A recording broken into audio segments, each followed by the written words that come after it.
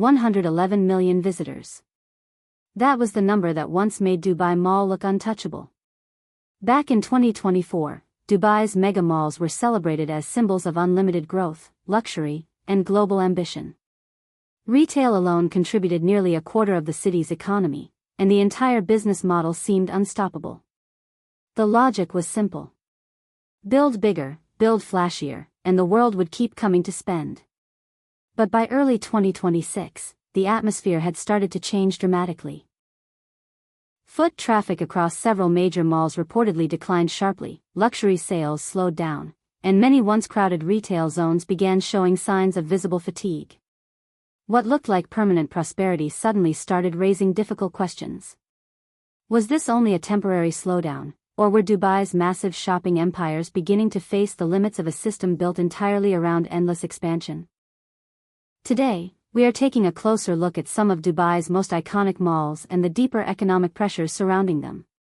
From fading luxury demand and tourism slowdowns to changing consumer behavior and aging infrastructure, these malls may reveal something much larger about the future of retail itself. If you ever visited Ibn Battuta Mall during its peak years, you probably remember the energy. The themed architecture, the packed walkways, the cinemas, restaurants, and endless crowds created the feeling of a complete entertainment city. But in recent years, many visitors have noticed a very different atmosphere. One of the biggest changes came after major entertainment anchors like Novo Cinemas reduced their role inside the mall. In modern retail economics, anchor tenants are critical because they drive customer movement across the entire property. Once that traffic weakens, restaurants, shops, and smaller businesses surrounding them often begin suffering as well. Walking through sections like China Court today, some visitors describe an unusual silence compared to Dubai's newer retail destinations.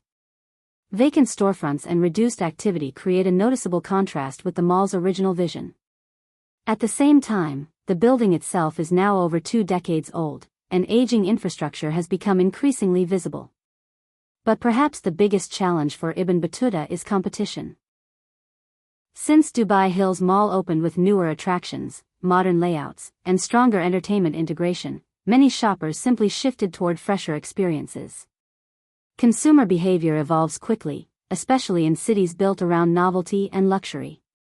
To adapt, Ibn Battuta Mall has leaned more heavily into discount retailers and outlet-style shopping. But this transition creates a strange contradiction. A mall originally designed as a grand architectural showcase now competes mainly through bargain pricing rather than prestige. For many shoppers, that shift changes the entire identity of the experience. Wafi Mall presents another interesting case. Once known for its Egyptian-inspired luxury design and elite customer base, the mall now faces a difficult challenge in remaining relevant to younger audiences. Luxury retail today is no longer only about architecture. Modern consumers expect immersive experiences, digital integration, and constantly evolving attractions. But malls designed around older retail philosophies often struggle to adapt to these expectations.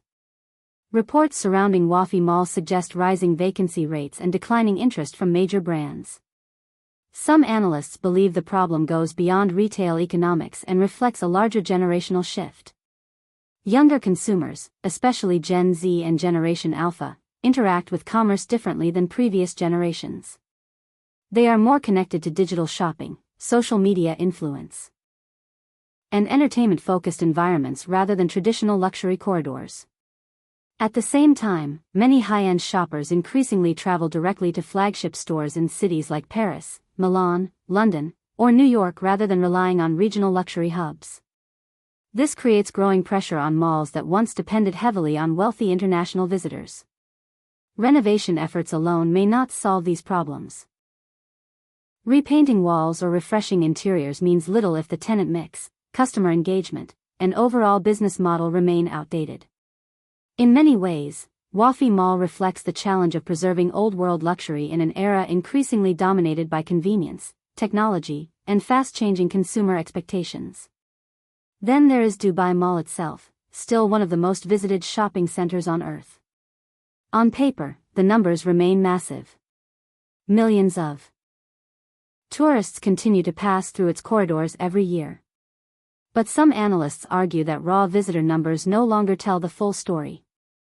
A mall can attract enormous crowds while still struggling with declining spending efficiency. In retail economics, what matters most is not simply foot traffic, but conversion. How many visitors actually spend money, and how much? Recent discussions surrounding Dubai Mall suggest luxury sales growth may have slowed significantly in early 2026. Several global luxury brands have faced weakening demand worldwide as economic uncertainty, inflation, and geopolitical tensions affect consumer confidence. At the same time, luxury prices have increased aggressively over the past few years. Some shoppers are beginning to resist constant price hikes, especially when global economic conditions feel unstable.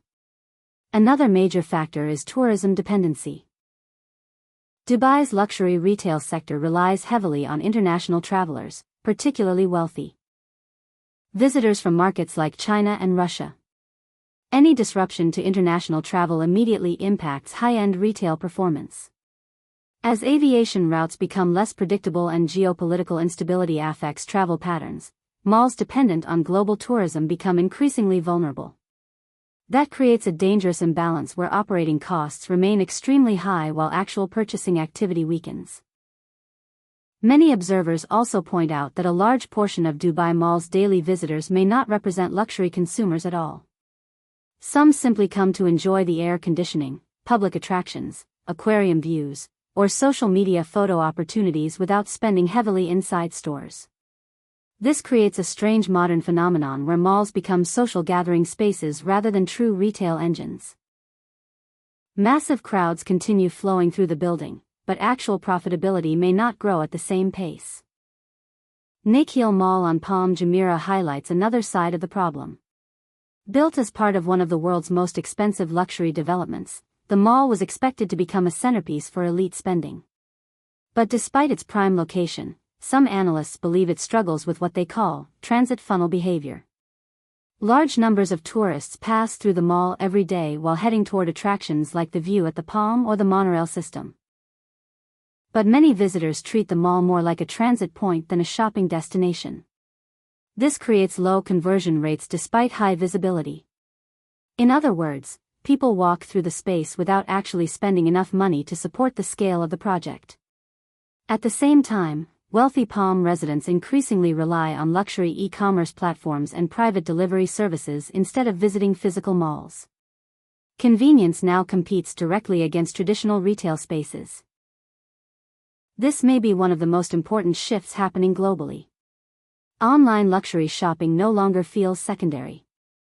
For many high-income consumers, digital retail now offers greater convenience, privacy, and efficiency than physical shopping centers. As consumer habits evolve, even billion-dollar retail spaces can begin losing their original purpose. Dubai Festival City Mall reveals another weakness in Dubai's retail model: dependence on aviation and tourism flow. For years, being located near Dubai International Airport was considered a major advantage. Transit passengers, tourists, and hotel guests constantly fed activity into the surrounding retail ecosystem. But when travel slows down, the entire model becomes fragile. Festival Bay and the famous Imagine Lights show once represented a futuristic entertainment vision. Yet entertainment alone does not guarantee spending. Visitors may enjoy attractions without making major purchases, especially during periods of economic uncertainty. Connected luxury hotels also face pressure when tourism declines. Lower hotel occupancy directly reduces spending inside nearby malls, restaurants, and retail zones. This shows how deeply interconnected Dubai's hospitality and retail industries have become. At the same time, consumers worldwide are becoming more selective. Many shoppers now prioritize practical purchases over symbolic luxury spending. Stores like IKEA continue attracting stable traffic because they offer functional value rather than status-driven consumption. This reflects a broader global shift. Consumers increasingly seek utility, affordability, and convenience rather than pure spectacle. Looking at the bigger picture, Dubai's mall challenges may represent something far larger than simple retail decline. Around the world, traditional shopping models are being disrupted by e-commerce, changing demographics, economic uncertainty, and shifting social habits. For decades, massive malls symbolized modern prosperity. Bigger spaces, larger crowds, and more extravagant architecture were treated as proof of economic success. But the events of recent years suggest that scale alone does not guarantee long-term sustainability. When economies depend too heavily on tourism, luxury consumption, and constant expansion, they become vulnerable to sudden external shocks.